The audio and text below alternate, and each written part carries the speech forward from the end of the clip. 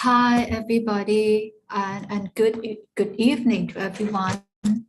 Thank you so much for your time for joining us on today's webinar. It will be Friday afternoon here in Thailand, and I think it's the same time zone for Vietnam, for Indonesia. And welcome to the today's webinar on the topic of climate change and girls' education in ASEAN, a vicious or a virtuous cycle. My name is Benjaporn Pomahat, or you can call me Book. I am the program manager for English in Education System for the British Council Thailand. And I am also the moderator of today's event. For today's event, there's a few reminders that I'd like to go through before we start the session. First of all, this session is being recorded and is being live streamed on British Council Indonesia YouTube channel. This is just to make sure that if you want to watch it again after the session finishes, you can watch it and the recording will be available. And the second, that for the audience who is joining us on Zoom Live, we have the Q&A chat box, which you can drop in your question in that Q&A chat box, and we will be picking up your question at the end of the session. And for the audience who are watching on live stream, you can drop in your question at the chat functions as well, and my colleague will be picking up your question at the end of the sessions as well. And again, for the audience who joining us in Zoom, we have the chat box function, which I believe a lot of you has already been using it. So the chat box is more for general comments. So please make sure that you address everyone when you leave your comments, so everyone can see that as well. And lastly, we'll be asking you kindly to provide us some feedback at the end of the session, because your feedback would be very helpful for us to improve our future event. That's just a few reminders. And Yeah, this webinar is on the topic of climate change and girls' education in ASEAN. We thought we would like to organize this event just to have a conversation or a discussion, if you may call it, on the topic of climate change and girls' education and how these two global issues are connected. And then we'll also be talking about our newly launched resource pack, which is called Climate Change and Girls Education School Resource Pack. And like we'll get some idea from the teacher in the panelists as well on how we can use this resource pack or how can we introduce this resource pack into school. And lastly, we'll be talking about the climate change and girls education infographic poster competition, which is another way for teacher or for you as the audience to engage your student in these global issues. Before we start, let me have a quick introduction to our amazing panelists who are experts in the field. Our first speaker, we are having Helga Stelmacher. Helga is the British Council Country Director of Thailand. She's also Girls Education Lead for Southeast Asia and the Senior Responsible Owner or SRO of Climate Change and Girl Education Project. She leads on the development of British Council flagships on girls empowerment global program called English and Digital for Girls Education or AIDS in Southeast Asia. Welcome, Helga. And our second speaker, we are having Christina Kwok. Christina is a social scientist and policy analyst with expertise on girls' education, 21st century skills, and youth empowerment, and much more. Especially, she is also an expert on the intersection of gender, education, and climate change, which is the topic that we will be talking about today. She is also co-editor of Curriculum and Learning for Climate Action toward an SDG 4.7 roadmap for system change and co-author of What Works in Girls' Education, Evidence for the World's Best Investment. And she is also one of the reviewer of the resource pack of this project that we'll be talking about later on in this webinar. Welcome, Christina. And that's leading to us to our third speaker. We're having Nguyen Tran. Nguyen Tran is a teacher from Vietnam. Nguyen is teaching biology at Dong Phu School. She has been integrating climate change and environmental awareness in her school through various types of activities. Her effort contributed to the school to receive ASEAN Ecology School Award in 2019, which we'll be talking about her project later on in this event as well. Welcome, Nguyen. That's our third speaker. We still have two more speakers to go. Our fourth speaker is a teacher from Thailand. We are having Atitaya Pilaikun or Ning. Ning is an English teacher at Sri Chayapum School, Thailand. She has been also introducing climate change issue into her language, English language classes with her secondary students as well. And lastly, we having a speaker from Thailand, the only guy here in this panelist. We are having Kittilong Bunkong or Tony. Tony is educational supervisor for secondary teachers in Nong Khai in Thailand. He is also acting director of distance learning, information technology and communication. As the educational supervisor, Tony's role has been in supporting teachers into leading on to their teaching career, and also he's also been supporting teachers to implement the project called Zero Waste as well. So it's something interesting that we also be talking about it later on. And that's our speaker. Thank you so much for your time. Now I see that we are starting to have a little bit more number for the audience. So please let us know where which country you're from in the chat box. We'd like to know that as well. And for the first question, as I have already mentioned earlier, that we will be covering on the topic of climate change and girls' education in ASEAN, a vicious or a virtuous cycle. That's the name of the project itself. May I invite Helga to speak a little bit more on this project of what is it about, what are we doing in this project? Please welcome Helga, the floor is yours. Thank you, Book, and thank you everyone, as she said, for joining us on a Friday evening or afternoon or even morning, wherever you're coming in from. So just a little bit from me on the background to the project, if we can have the first slide. So basically, yeah, these two areas of climate change and girls' education, as I'm sure you're aware, are two of the globally critical and current areas of the moment, which are also embodied in the Sustainable Development Goals. The climate having clearly an SDG 13, and girls' education kind of spanning the quality education and the gender equality SDGs 4 and 5. But in reality, I think they touch on many of the other SDGs. So very, very critical issues in themselves.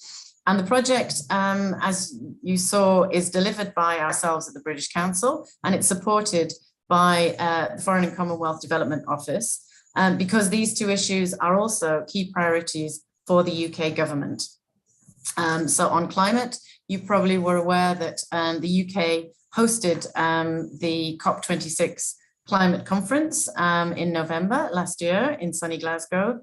And in terms of girls' education, we have a comprehensive strategy and a 5-year action plan, which involves targets such as getting 40 million girls into school, primary and secondary, in lower and lower middle income countries by 2026, and getting 20 million girls reading fluently by the age of 10.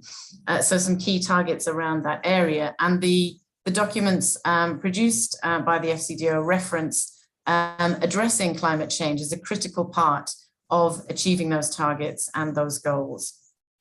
Why ASEAN? Essentially, this came about when the UK has actually achieved dialogue partner status within the ASEAN bloc. That happened in August 2021, and it was the first country in, I believe, the last 25 years to do so. And that means that we will be working with the ASEAN bloc of countries on shared key challenges, of which these are two key ones. So very briefly about the what. I don't know if we've got the slides showing, but there are basically three main elements to the project. Okay, so so we're just showing, so the project outline, as Book has mentioned already, one of the key elements is the schools resource pack. If you can just go back one of the slides, thanks. The schools resource pack, which is now available to download, and that's aimed at secondary schools. So children between around the ages of 11 to 17. And the pack is available in English at the moment, but in early May, early next month, we will have the pack available in 8 local languages of the ASEAN countries. So we'll have Thai, Vietnamese, Indonesian, Malay, Filipino, Burmese, Lao, and Khmer languages available for the resource pack, which is great.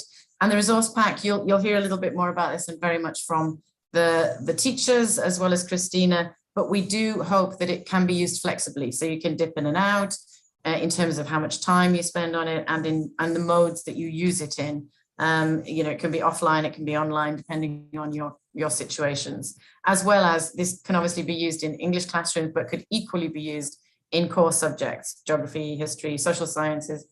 Generally, it can lend itself to any of those situations. The second activity, which Book has already outlined as well, is the student infographic competition and poster competition, I should say, and that is also live at the moment, and we'll be giving you some more information at the end of the webinar on exactly what that is and how you can enter your students.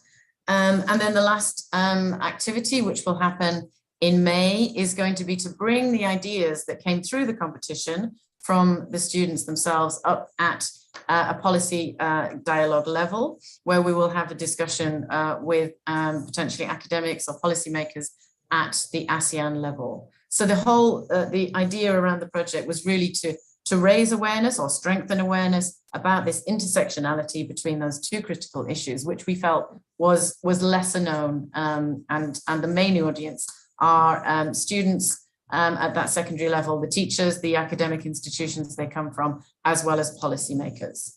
So, and just to say that we're very, very fortunate and grateful to have the support of CMEO, the Southeast Asian Ministers of Education organization, who are supporting us with this project, as well as UNESCO Asia Pacific.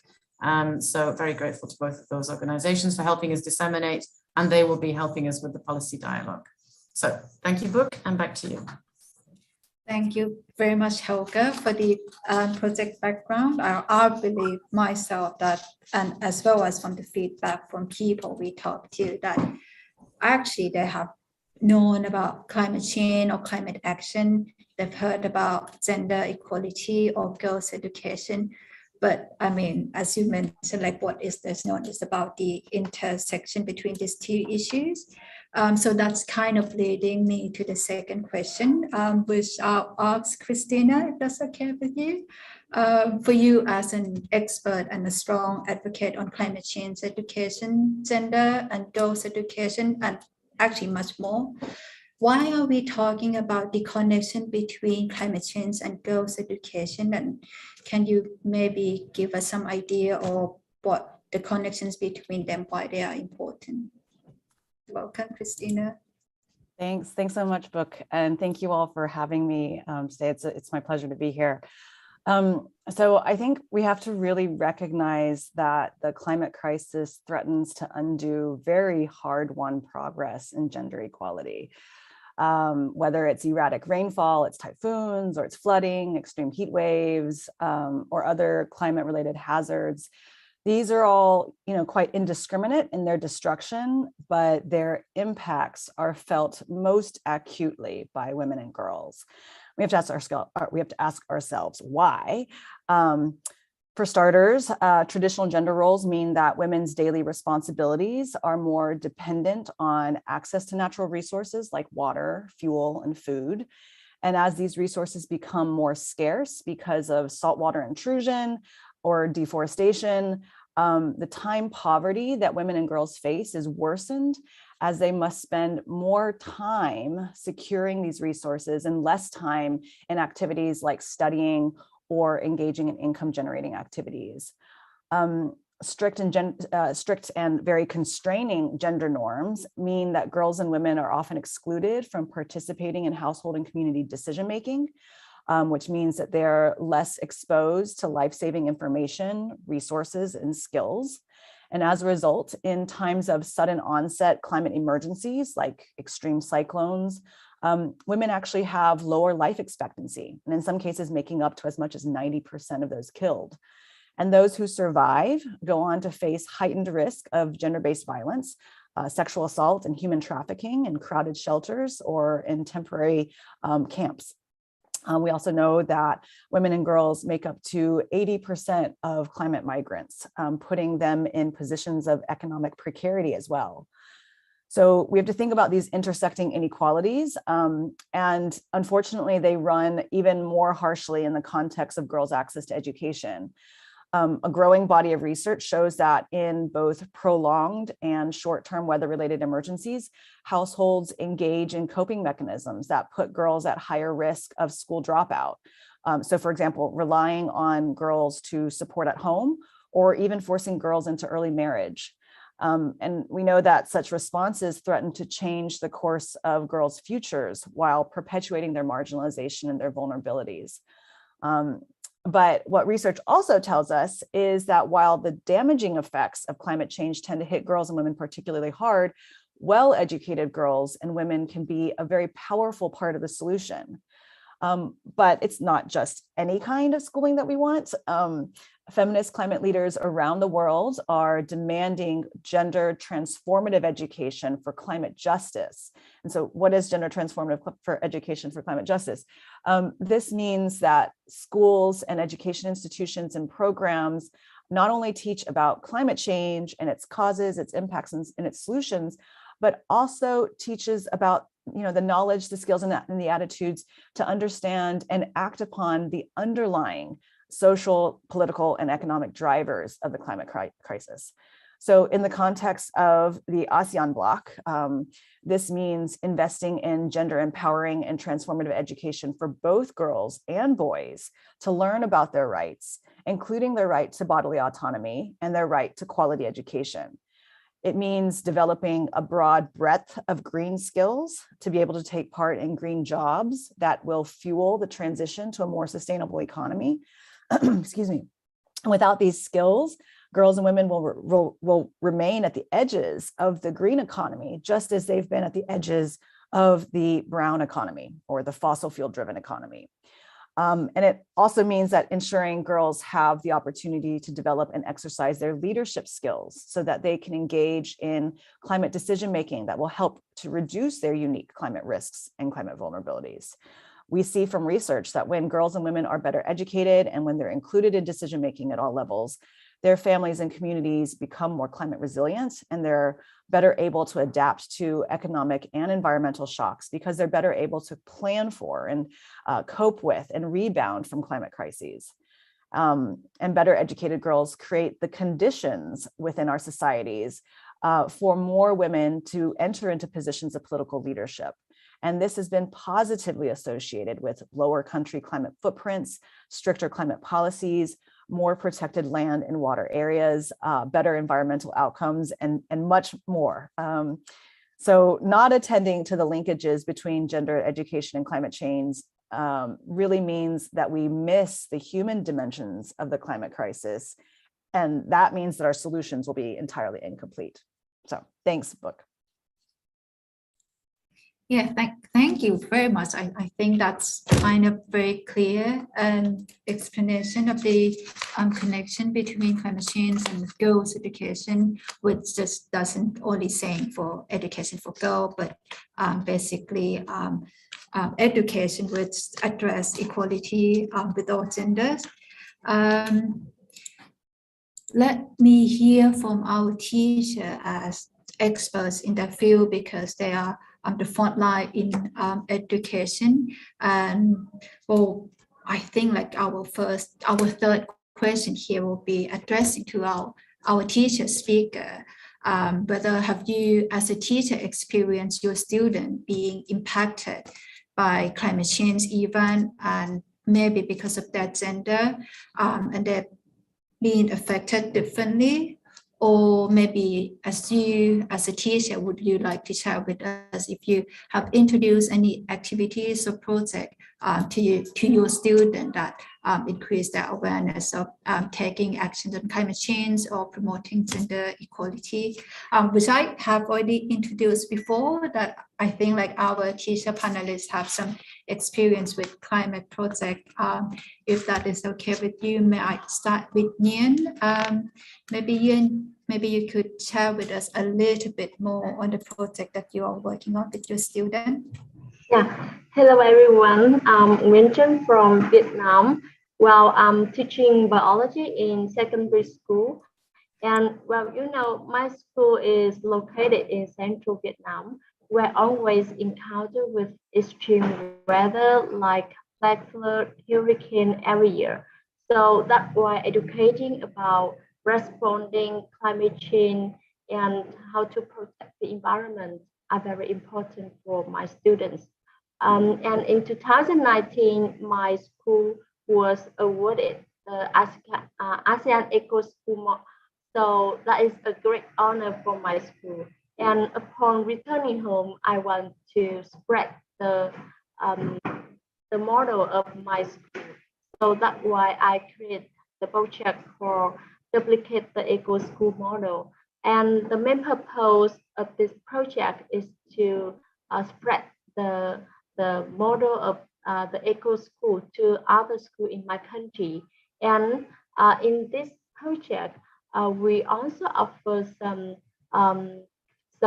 promising solutions to teach students and provide approaches for teacher in different subjects like biology, English, and geography on how to replicate the eco school model and in their lesson plan, and how to integrate climate change topic into their curriculum.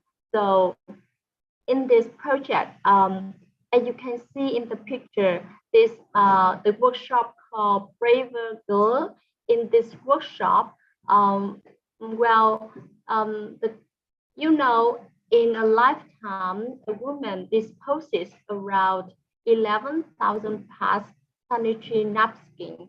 So that's why sanitary napkin is a big major concern, because it's not non-recyclable and non-biodegradable.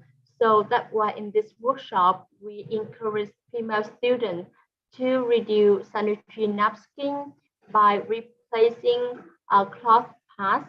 And we also hold some games and encourage them to be creative, believe in themselves, and participate in social activity and become braver girl, braver woman in the future. So in this project, we successfully trained for teacher and students from 15 partner schools in Vietnam, and we received lots of positive feedback from participants. So if you want more information, you can contact me by email. Thank you so much. Thank you so much, Nguyen. That is very interesting project. And next, we are having, if that is okay, can I ask Tony, for you as a education supervisor supporting teachers doing that teaching and as well as other projects as well. Maybe you can share with us from your experience in your context, or if you have experienced anything or experience student facing with the effect of climate change or activity that you have been doing. Okay, hello everyone. My name is Tony. I am the educational supervisor in Nong Khai, Thailand. As I'm working in this area, which is the school, about 31 schools alongside the Mekong River, and we are like opposite Laos, next to Laos, alongside the Mekong River. We are facing the natural disaster every year, like when it's had like heavy rain some year. So the school also have the effect of this kind of climate change situations, such as like when one year like rain so heavy and it's called like flooding a lot around the the school kind of next to the Mekong River, and also located in the lower land. So the water was blocked. The water has no way to go out back to the Mekong River.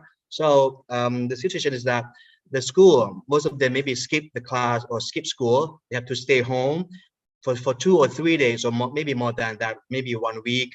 That's caused the problem of their class or attention class. And they have to just help the school about the kind of situation. They have to just help to lift things up from the water level. And that's not the main job for them, but they just volunteer to help the school. But actually, in that society, there will be the community or the sector, or we call the local government, to help the people living in this area, especially school.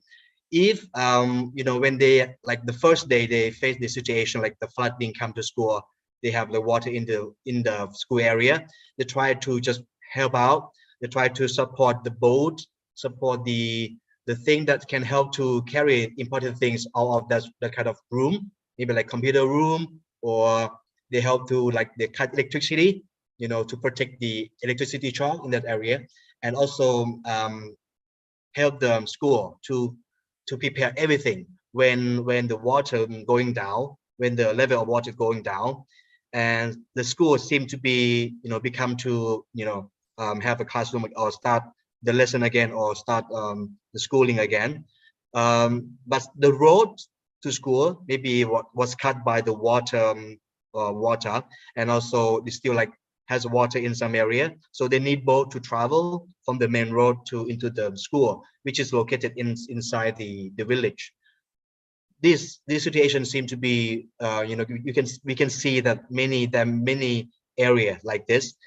The community will help to support this, and in some area is if they are really suffering from last long periods of flooding, they give like the food or the kind of survival kits for the family, for each family to live during like 10 year or no 10 days or 2 weeks situation. They have to suffer from flooding. Mostly we have flooding, and we have some year we have like really thunderstorm, really the wind really strong. And because of people here, they earn a living from like growing the rubber tree farm or rubber tree plantation. They earn a living from this, and the student also help out this. And some of them maybe go to school late in the morning because they have to get up so early in the morning to help out the family to go to collect the rubber from the tree. And that's called like when they come to school they feel sleepy. That's why. But during the rain season they don't really go to the farm so much, because of like when it's rain they cannot go to the farm, they cannot create the rubber, right? And they cannot collect them, so this caused some of them skip school in the early age. And maybe they're facing the situation that them like the boy meet a girl, and then it's called like they have accident about sex accident. So that's it. This cause they skip the school, and the school have to help find the way to help them, not just only the effect from the climate change. It's also about the effect of their living, their own living, that can caused by the global warming too, right? This is my situation, my area, and I would like I also like encourage school to help the students so much as they can, as we can. We follow them. We looking for them. Where are they doing now, or why they skip school? Why don't they come back to school? But some of them just migrate to the big city, seeking for work. But when they come back, the school still like get ready for them to be back to on track to the school. So we can also just help them in every chance that they come back to the school in that area. Right. This is the situation in my area. Thank you so much, Tony. That's actually is quite spot on from like the point that Christina has mentioned earlier, that it has an effect. We like to address the effect that it has on people's life, and that's very genuine. And yeah, we felt that as well. And that's also address the role of education in school to pair with in terms of helping children or disadvantaged people to overcome the effect of climate change. And we still have another speaker. Ning, would you like to share some of your project that you have introduced to your students when it comes to helping them aware of the climate change or global issue? Would you like to share with us your activities? Okay, thank you, Book. First of all, I would like to introduce myself. My name is Ning Atitaya Pilaikun. I am an English teacher at Sri Chayapum School, which is located in north of Thailand. So when we talk about the impact of climate change and girls' education, me myself as a Thai school teacher, I have been teaching one of the course called English for Reading and Writing. Actually, this course we just taught our students by using the textbook. But because of COVID-19, and also I was very lucky, five months ago, I was chosen to be one of the webinar panelists, British Council ASEAN webinar series to focus on climate change in English language education. At that time, I got a very useful resource and also some idea that as a teacher, what I can do to promote that kind of issue.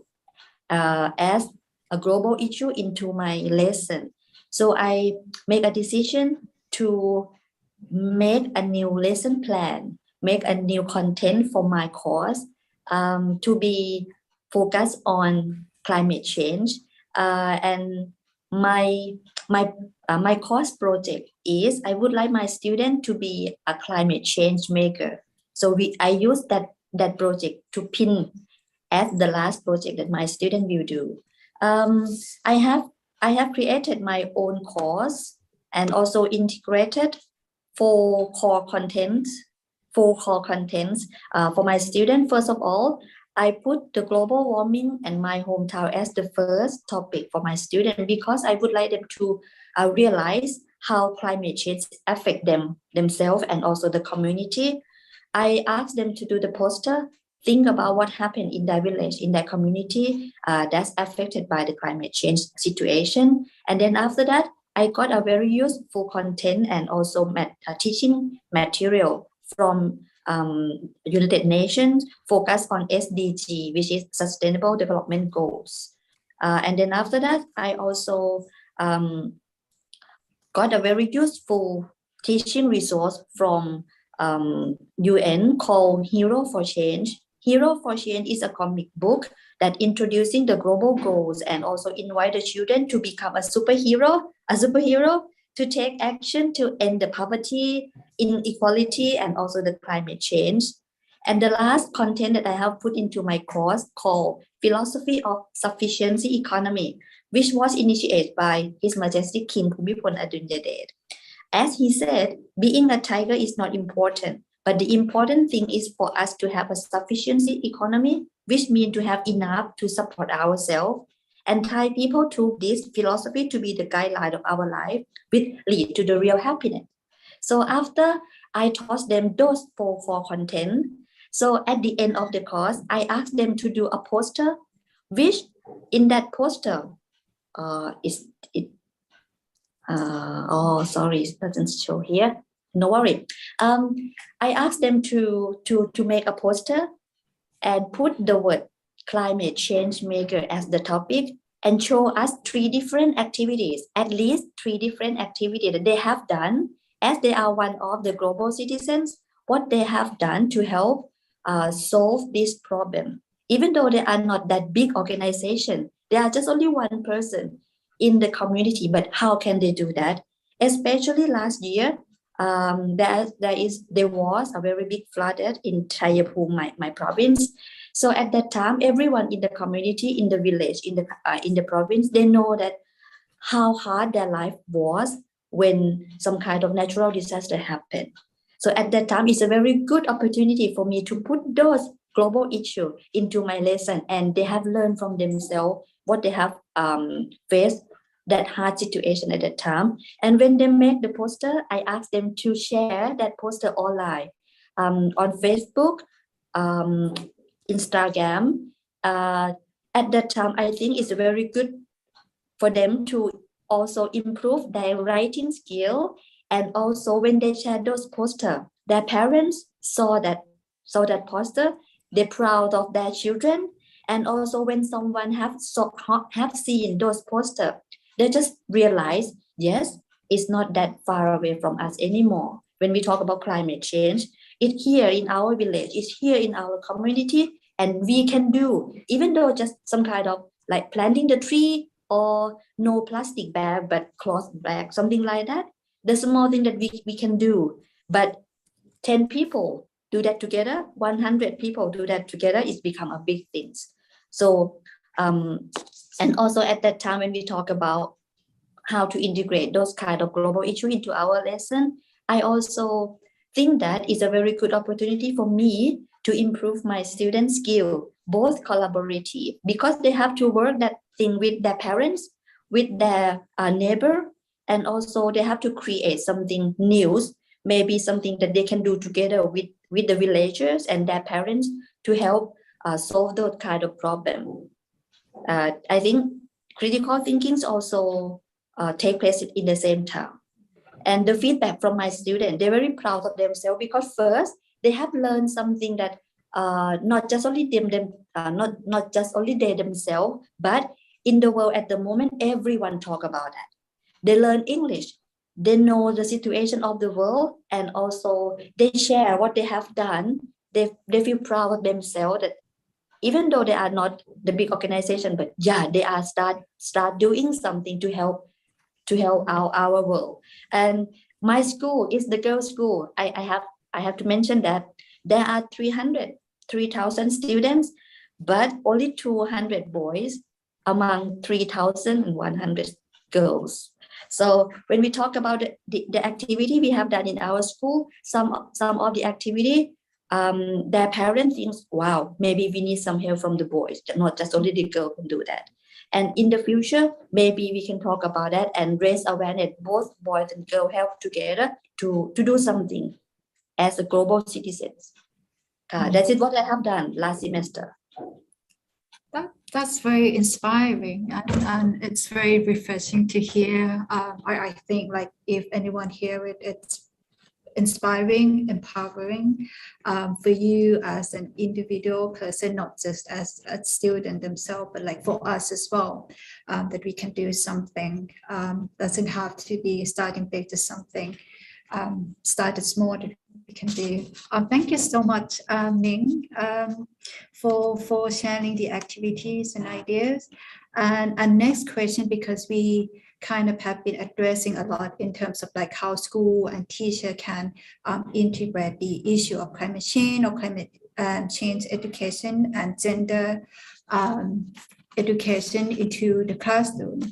And that's leading us to the idea of developing this school resource pack on the topic of climate change and girls' education, which actually is a resource pack that Christina herself has been helping with the reviewing the contents as well. I think I kind of know that the next question will be addressing to you, Christina.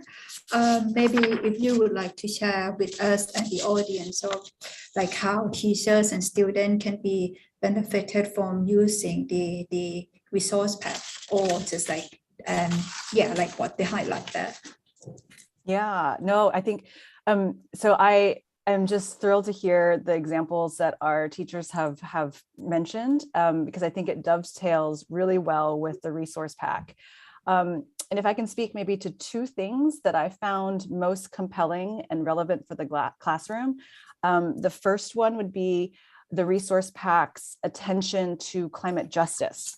So most climate change education, when it actually takes place, often takes place in science classrooms. So we learn about, the greenhouse effect, we learn about the impacts, we learn about, the causes and so on, which is absolutely important. I'm not saying that we shouldn't do that. But what we also need to understand are the social science dimensions, because climate change is not just a technical challenge. It's not just a science problem. It's also an adaptive challenge that will require different ways of thinking, being, and doing. I've already talked about some of those ways in which climate change disproportionately affects the most vulnerable populations, including women and girls, as well as low and middle income country contexts. And yet, while these groups, these individuals in these regions, in these countries experience the worst impacts of climate change, they contributed the least to it. So this makes climate change a climate justice issue, which means that we have to go beyond just learning about the science behind it to learning about the social science dimensions. And students need to understand and to be able to recognize, not only the signs and the causes of the environmental degradation and the causes of climate change, but also recognize and understand structures of oppression, systems of discrimination, and practices of inequity, so that they can work to transform these harmful relations of power. And I think a gender transformative education, like the resource pack really helps to promote, can provide girls and boys with the knowledge, the awareness, the attitudes, and the skills to tackle these underlying drivers of the climate crisis. So this leads me to my second compelling entry point of the resource pack, and that's the attention to both the behavioral change and the systems change. So I think Ning just spoke just beautifully about that, that awareness of needing to balance both sort of the individual actions and the behavioral change that I as a person, as a single person can do, and the systems change that can happen through collective action and through targeting some of those underlying drivers. We can't recycle our way out of the climate crisis, but we do need to recycle, but we also need to address the systemic issues like gender inequality and to raise awareness about how, the values that permit harmful gender practices to happen in our households, in our communities, in our schools, and to recognize that these values are the same values that enable harmful, extractive, destructive practices to our natural environment. So balancing the individual and the systems change means that we need, a whole school approach that engages not only the teachers and the students, but also our school administration, community members, our school facilities, and our policies. So I think these are two really great entry points that the resource pack really helps teachers kind of open up the door to, that in many ways, your typical climate change education resources might not provide those opportunities. So thanks for letting me speak on that. Thank you so much. That's very useful tips and highlight on how teachers and students can be benefited as well. And it's quite, for me as a person who's been working on the project in education for some time, it's very refreshing to hear this. Yeah, and beside the English version that we have just published in late February, we are also developing the ASEAN language versions as well. There will be the same version, the same content in Thai language, Vietnamese language, in Lao, Cambodian, and also Indonesians as well. So, and we will be updating you further in the further stage once we have already published them on the website. Next, we have heard from Christina on the idea about the resource pack, and I believe that our teacher have some a little bit of time to see and review the resource pack in English versions as well, and maybe they can share with us if they have some idea how they would like to introduce that resource pack to their school or their colleague or the student. Can I start with Nguyen if you have any idea to share?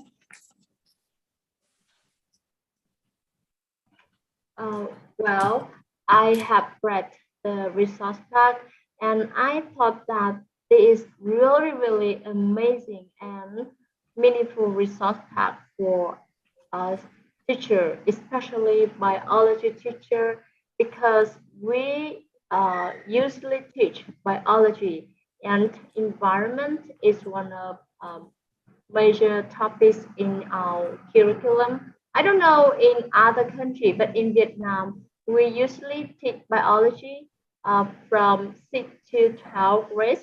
And the topic about environment, we usually teach in 9 grades.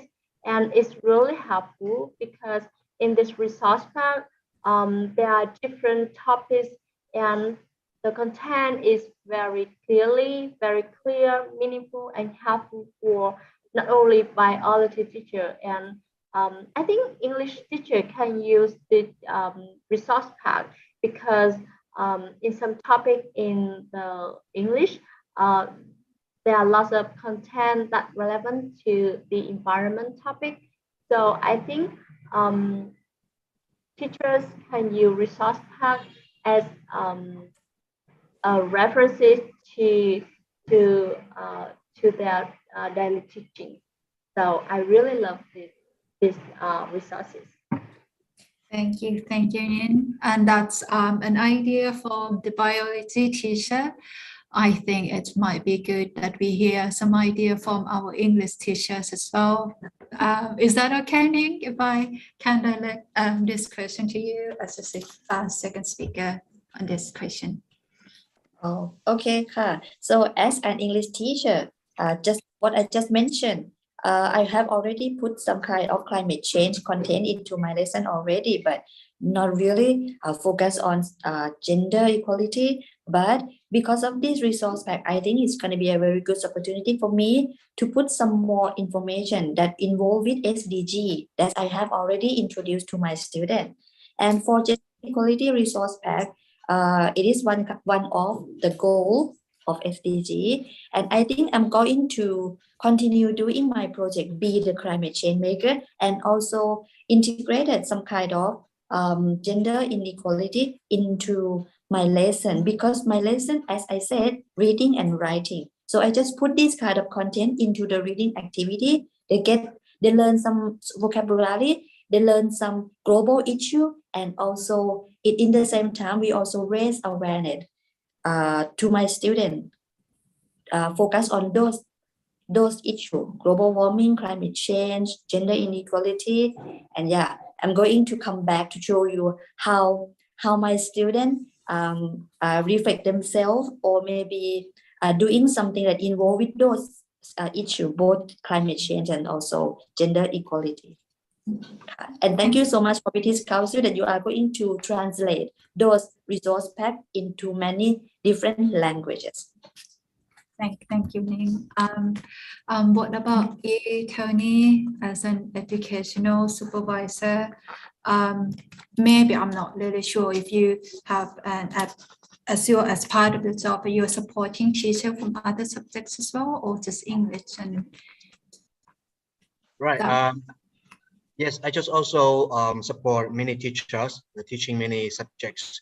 I use like debates, as I work for debate for maybe 5 years about Thailand, and also in ASEAN we are talking about the hot issue, the global warming, one of the most really classic topic when we talk about the climate change motion, and all these kind of things, all the kind of matters will be raised when I just teach debate to teacher and also students.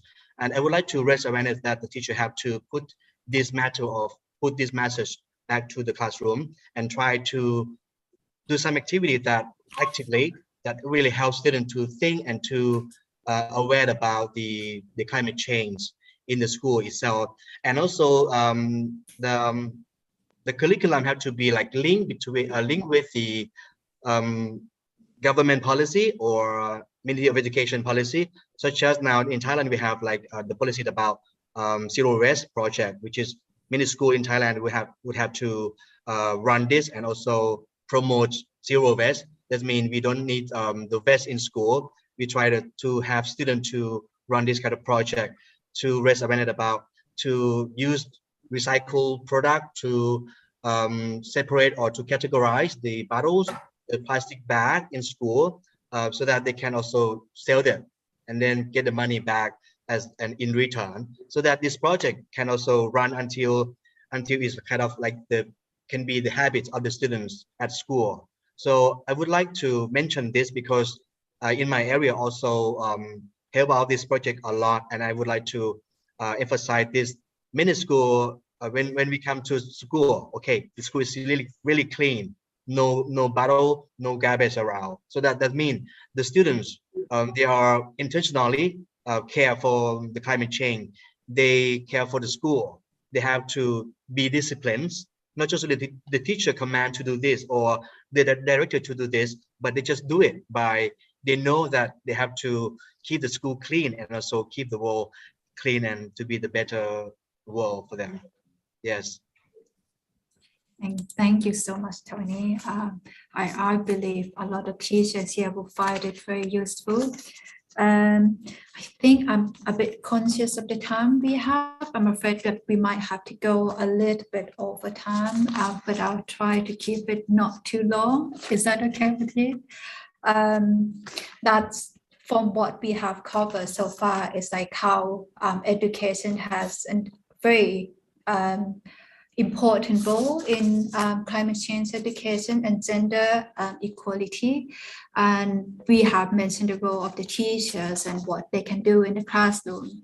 And also the next part of our conversation, I'd like to shift our focus to how we can engage our students or young people to be more involved in climate change or gender education issues as well.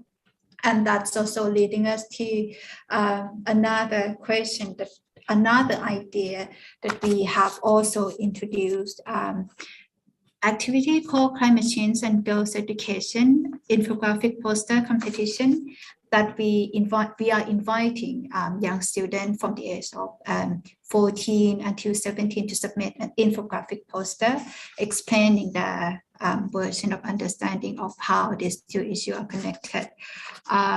Helga, if you're still there, may I invite you to talk a little bit more about this competition and like what is the concept, what do people need to know about this competition? Helga, the floor is yours. Thanks, Book. We've got a slide if we can show it, but yeah, just basically we just wanted to encourage you as teachers to support your students to join the infographic poster competition. And this is, I said at the beginning that the objective of the project was to raise or strengthen awareness about the intersectionality, but we've got three kind of major aims, and the other one is really to empower young people to feel they can do something about it, as we've heard from a lot of the speakers already today. So this was, kind of getting them along that road. So just, we haven't got one to show you, but I think actually there was one shown on Ning's slides earlier. So an infographic poster, just to be clear, is basically a way of representing something visually. So using pictures and symbols really to represent information or data or knowledge. So mostly using those things rather than text. And this is a kind of format which is often used to present complex information in a very clear and immediate way. And that's why we thought this would lend itself very well to the subject matter, because yeah, there are, as Christine has talked about at the beginning, there are lots of positives and negatives and lots of causality going on behind it. So we felt that they don't have to be climate scientists, but what we wanted to do was kind of spark their creativity and get them thinking about how they see it. So just to be clear, so it can be in any format. They can draw it themselves, just take a photograph. They can paint it if they want. They could do it digitally if they want. So it's really open. We want to be able to get as many different types of abilities that we can. As Book mentioned, it's for the higher age range, 14 to 17. It's open to all of the countries in ASEAN, and we're including Timor-Leste because we work with Simeo, who also work with Timor-Leste. Of course, it's open to boys and girls. It can be one student on their own, or it could be a group of up to 3. We're just trying to bound that a little bit. And importantly, the submissions have to be done by the teachers. This kind of works with our child protection policy. And I think it should work well, that they're using the school and the teachers themselves to help them do that, as well as, feed in some information and bounce ideas, etc. And the judging criteria, as I said, so they're not expected to know everything about everything, but, we will be, one of the criteria is, have they incorporated some of the main themes that come through in this area? And we've got different reports also on the website, as well as the resource pack. But the other ones are really, how clear is it? And when you look at that poster, can you understand what they're trying to get across? And the other one is really about creativity. So we're looking for the more innovative kind of ways they've just thought about it. And the other main criteria is it inspirational? And that comes back to the kind of trying to empower people and give them a call to action. If you looked at that poster, would you want to get out there and do something about it? So there are kind of 4 areas, and these are all on the website that I'm sure we're posting the links to. What do they get if they win? There'll be one winner from each country, and the UK British embassies will be involved in judging those. So the students and the teachers will get some very nice certificates from the British Council, but most importantly, their ideas and their images will be fed into this policy dialogue that I mentioned at the beginning, so that, the policymakers at the ASEAN level can hear the voices of the young people, and I'm sure they'll have some great things to say. So the competition is open now, and the deadline is the 24th of April. So just to encourage you to support your students, and Book is, I think, going to take us quickly through the mechanics of how you would make the entries. Thank you. Thank you so much for your very inclusive information about the competition.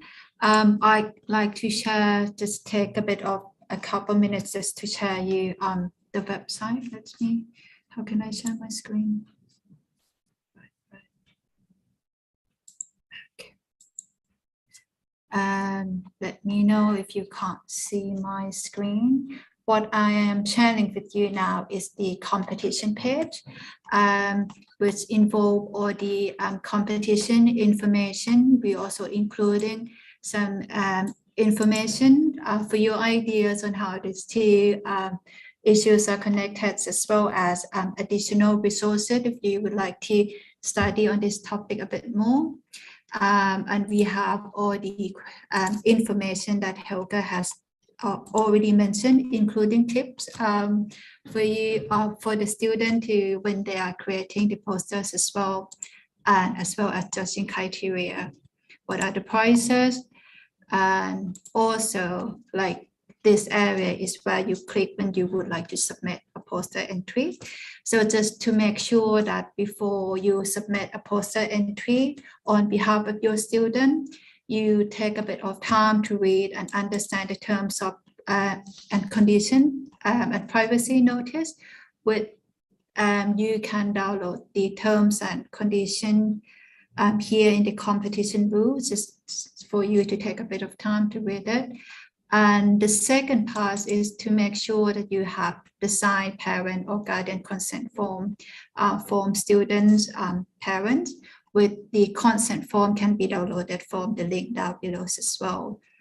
And once you have two things ready, you can click in here to the online submission link, which is linked down below. We will be asking you to review terms and conditions and input your information in that forms as well. And for to save your time, we also created this preview of the online form, which you can click in here and you'll see like all the questions which will be asking you to submit in an online form, just to save a little bit of time. And that is actually it for me. And how can I go back to stop sharing?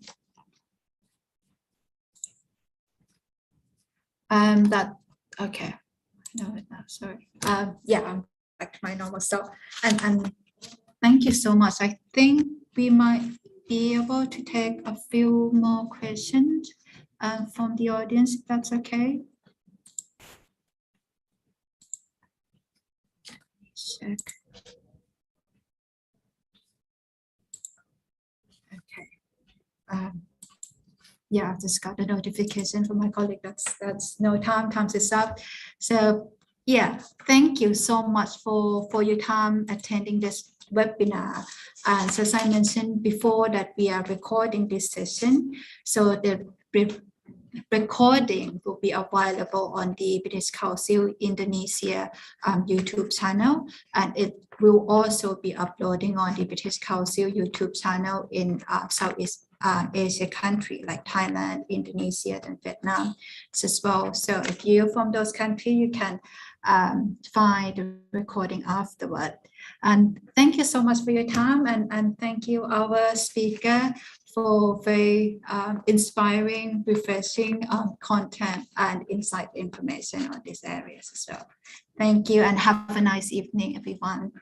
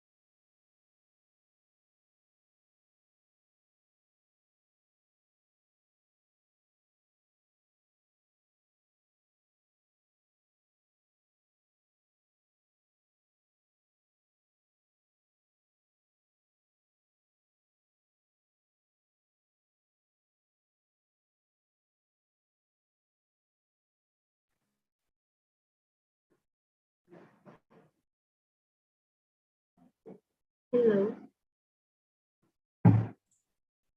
Hi. Now I have a question. I have a so my students, they are in 12 years old. So if they want to attend this competition, so mm, I wonder whether they can attend this competition. Your student is 12 years old. Is that correct? 12, 1, 2. 12. Yes, All right. I would like to say, I like to say yes, but actually we can't really do that because it's